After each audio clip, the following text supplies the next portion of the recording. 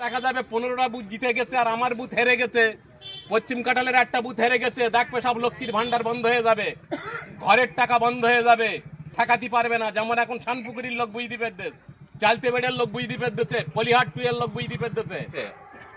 আমি তো বারে বারে বলি তো আমরা কি মহাভারত অশুদ্ধ করেছি যে আমার গা বুটটা হেরগে দিতে হয়, হেরগে দে মানে আমার গা মান সম্মানটা ডোবানি হয়। আমরা তো ছিঁড়ে ছুঁড়ে তো তোমার গা ঘরের টাকা এনে দিচ্ছি, ঘর তোমার গা আছে, তাও আমরা আংলা বাংলা তেরফল খাটানি দেখকেও বলি না গরিব মানুষ টাকা পাক।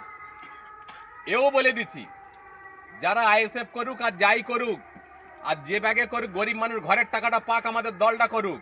সব সময় আমি এই কথাটাই বলি, গ্রামের মানুষ আমরা পাশাপাশি বাস করি, গ্রামের মানুষ সুযোগ সুবিধা পাক, গ্রামের মানুষ সরকারি টাকা পাক। আমি সব সময় বলি যারা যাই করে তাই করুক। আমি বকুলির বলে দিচ্ছি, রিঙ্কুর বলে দিচ্ছি, মুন্নারও বলে দিচ্ছি যে লিস্ট আপ যা হয়েছে যেন কেউ বঞ্চিত না হয়, সবাই টাকা পাক, দলটা আমাদের করতে হবে। কারণ সব জায়গায় জিতে আসবে আর আমাদের ওয়ার্ডটা হেরিয়ে দিতে হবে, এটা কিন্তু মনের দিক থেকে ঠিক করা যায় না। আজকের শানপুকুর অঞ্চল হেরে রয়েছে আমাদের তৃণমূল, পলিরহাট হেরে রয়েছে তৃণমূল, চালতে বেড়ে তৃণমূল, সে সমস্ত জায়গায় ঘরের টাকা বন্ধ করা হয়েছে।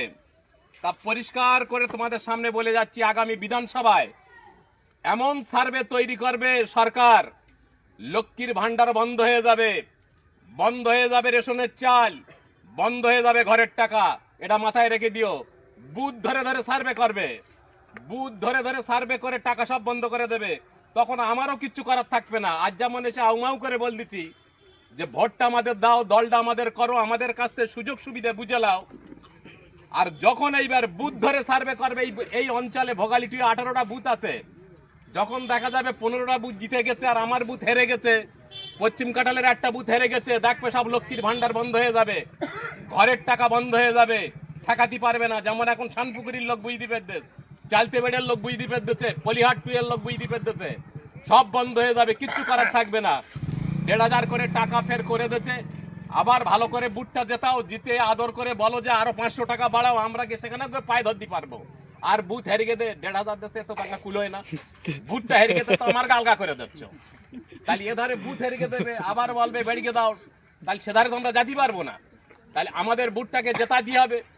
এখন এই আমাদের এই যারা এখানে এই মুন্ডা থেকে শুরু করে রিঙ্কু থেকে বকুল থেকে আমাদের ওদারে ছোট একবার বড় কাজ মাথায় মাথায় ঠিক করে দিস, বলে আমরা অনেকদিন করেছি, এবার তোরা কর, তোরা পেছনে আমরা রয়েছি, তোরা কর, আমরা পেছনে রয়েছি, অনেকদিন করেছি, তাহলে পেছনে তোদের রয়েছি। তাহলে আমাদের ইচ্ছা কি, তাহলে বুথটাকে জেতা দিয়ে হবে, আমরা সরকারি সুযোগ ভোগ করব। বলো তো 35 বছর ধরে সিপিএম এখানে ক্ষমতায় ছিল, 35 বছর ধরে সিপিএম মানুষের কি দিয়েছে, এখানে একটা ঘুনসি পর্যন্ত হাতে বেঁধে দেয়নি, একটা ঘুনসি পর্যন্ত দেয়নি।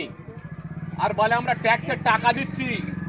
আর আইএসএফ এর বড় বড় নেতারা বলছে সওগাত মোল্লার বাপের টাকা, সওগাত মোল্লার বাপের টাকা না, নওশাদ সিদ্দিকীর বাপের টাকা, নওশাদ সিদ্দিকীর বাপের টাকা বলতেছে, সওগাতের বাপের টাকা না, কিন্তু নওশাদ সিদ্দিকীর বাপের টাকা। বড় বড় ডায়লগ মেরে বেড়াচ্ছে। তাই প্রত্যেকের কাছে অনুরোধ, কোনো গুজবে কান দেবে না। সুযোগ সুবিধে পেতে গেলে এই বলে দিচ্ছি, ফের ভালো করে শুনে লাও, 18টা বুথ আছে ভোগালিটুয়ে।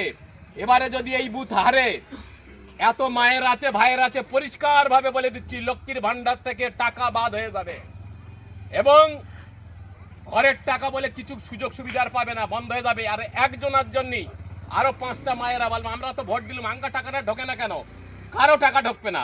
এই বুথ ধরে ধরে সিল করবে সরকার, তখন আমি সেখানে চিল্লুলিও হবে না, আর বিডিও অফিসে গিয়ে শুয়ে পড়লেও হবে না।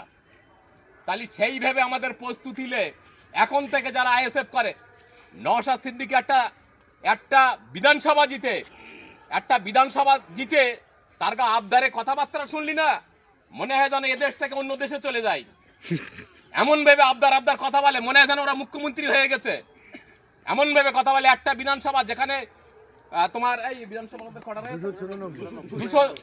294টা, আর একটা বিধানসভা জিতে আর আইএসএফ এর কড়া মাল যা তিড়িং তিড়িং করে লাফায়, তার লাফানি দেখলি মনে হয় যেন এখান থেকে গুছকেলে অন্য জায়গায় চলে যায়। এই রকমের কন্ডিশন, তাকে দোবার ঘটানি, কিছু করার ঘটানি, তাকে ভামুদ দেবার কথাবার্তার ঘটা আছে কেন।